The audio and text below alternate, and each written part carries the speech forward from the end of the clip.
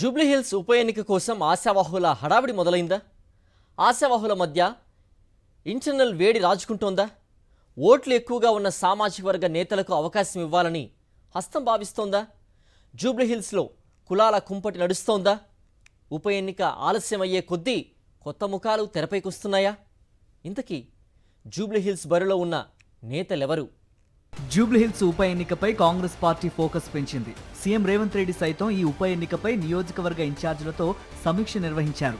సర్వేలు తమకు అనుకూలంగా ఉన్నాయని CM Revanth Reddy, PCC chief Mahesh Goud చెప్పడంతో కాంగ్రెస్ గుర్తుపై పోటీ చేసేందుకు చాలా మంది నేతలు ఆసక్తి చూపిస్తున్నారట.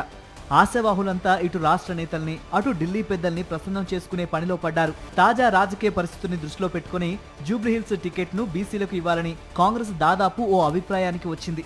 ఈ క్రమంలో జూబ్లీహిల్స్ టికెట్ కోసం యాదవ సామాజిక వర్గం నుంచి ఎక్కువ మంది నేతలు పోటీ పడుతున్నారు. నవీన్ యాదవ్, అంజన్ కుమార్ యాదవ్లు ఢీ అంటే ఢీ అంటున్నారు. ఒకరికి వ్యతిరేకంగా ఒకరు పోస్టర్లు వేసి రాజకీయ వేడి పుట్టిస్తున్నారు.